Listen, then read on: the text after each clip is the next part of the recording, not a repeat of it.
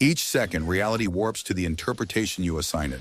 Most people think life is a linear progression of events, scripted by outside influences they can't control. They presume situations dictate who they are, not knowing that things work the other way around. Reality does not occur to you, it unfolds through you. The world is not a separate force that thrusts itself into your life, but an extension of your innermost assumptions, thoughts, and feelings. Your mind is the builder, crafting every experience in accordance with the meanings you assign to what you sense. What you tell yourself becomes the weave of your life. Each thought is not just an intellectual construct, but an energized force molding the world around you.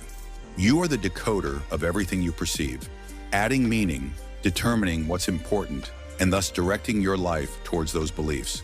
Whether you welcome this power or refuse to notice it, it is still working, co-diplomatically building the terrain of your life. The mind is incessantly conversing with itself.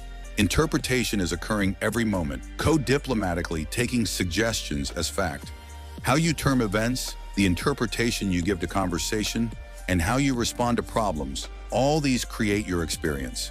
When Neville Goddard said that the creative force within us accepts as real that which the conscious mind impresses, he was divulging a profound truth.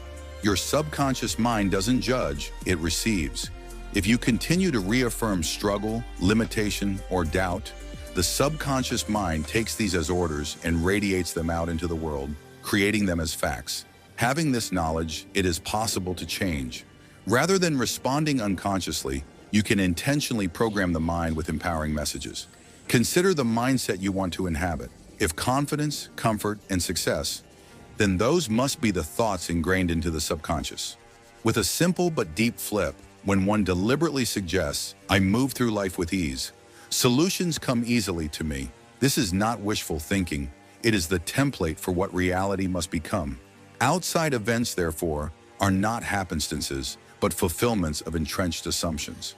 If one imagines to themselves that a set of circumstances is overpowering, complication and chaos begin to take hold. But if the imagining is altered, when the mind is instructed to look for order and continuity, the outside world rearranges itself similarly. The world reflects the inner condition. Reality swings in the direction of the meanings you place on it. Awareness is the doorway to mastery. Most thoughts flow through the mind unobserved, but they form reality anyway. Notice given to a thought is an invitation to establish residence. Emmett Fox's wisdom in the 7-Day Mental Diet is a strong reminder. It is not the thoughts that occur to you that are important, but those you decide to think about. Every instant, the mind presents interpretations, and with them the choice to accept or to exclude their effect. In conversation, for example, one may first experience tension, interpreting discomfort where in reality there is none. This subtle understanding, if it is accepted, alters the dynamic. Words may stumble, self-consciousness may occur, and the interaction changes accordingly. But by being aware of this process unfolding, one can step in, telling oneself that the conversation is easy, that there is mutual understanding. With this change in definition, the dynamic of the conversation shifts. As a sculptor works with clay, the mind shapes reality by virtue of the meaning that it contains. Even in business or solving problems, an entrepreneur caught up in complexity might see only barriers all around, while another, one who envisions ease and simplicity, has solutions fall into his lap. They both are in the same world, but they do not exist in the same reality. The distinction is the meaning they choose. The script of each mindset is different, which prescribes behavior, interactions, and results. Stepping into a state of confidence involves becoming it entirely. Speech becomes natural, decisions are made without doubt, and others react in kind. Similarly, stepping into a state of doubt reflects uncertainty in words, stuttering in movement, and a reality that is a reflection of those internal stutters. Each chosen state of being sends out a ripple effect, impacting not only one's personal experience, but the manner in which the world reacts.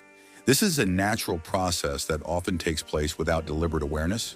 When a person enters a room and can feel tension in the air, they may involuntarily adopt the state, embracing the mood and adding strength to it with their own energy. Yet one can equally break such habits by intentionally affirming, "I bring ease into all that I am in." Reality then realigns itself in accordance with this assurance. States of mind are contagious. The individual who is convinced of leading will have others naturally follow. The one who is deeply present creates a space where time will appear to be slower, and communication becomes deeper. This is not manipulation, but alignment. The external world being in harmony with the internal belief. Reality isn't constructed with force, but with alignment. When one goes into flow, the struggle is gone. Thoughts, words, and actions blend into an unbroken experience in which all things follow naturally. In communication, this takes the form of intense engagement. Words flow spontaneously, comprehension between people increases, and time is extended past its perceived limit. What might usually be felt to take an hour could go by in a few minutes, but the depth of the communication is much more. The only limitations are fear, doubt, and uncertainty. The mind, given its own autonomic programming, could impose brakes, self-criticism, worry, or resistance. But with mindful awareness, these may be let go. As one aligns with the moment, releasing the desire to manipulate every aspect, reality unfolds as if with ease. William Walker Atkinson termed this mastery as the suggestive manner, the power of moving through life with an assurance that comes naturally from within. It is not coerced, but flows naturally from a mind that understands where it stands in the world. Chats, possibilities, and experiences then proceed with a sense of inevitability, as if the universe itself is adjusting to the cadence of one's inner assurance. Reality is not dictating your experience. You dictate reality. The mind, when understood and directed with intention, becomes a powerful instrument in shaping the world around you. The thoughts entertained, the meanings assigned, and the states of mind inhabited are the blueprints for what manifests externally. Each moment offers the opportunity to reaffirm a chosen reality. An individual can see obstacles or stepping stones, limitations or possibilities. The deciding factor is the meaning assigned. As consciousness increases, so too is precision available for shaping experience. When interactions are entered into with the knowledge that meaning is a decision, there is no longer any compulsion to respond reflexively. Instead, there is the liberty to steer thought, change perception, and observe as reality bends to accommodate. Mastery doesn't involve controlling outside events, but harmonizing with them through conscious suggestion.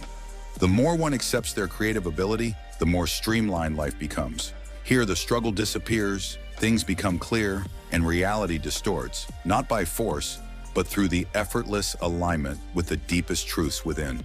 Thanks for watching.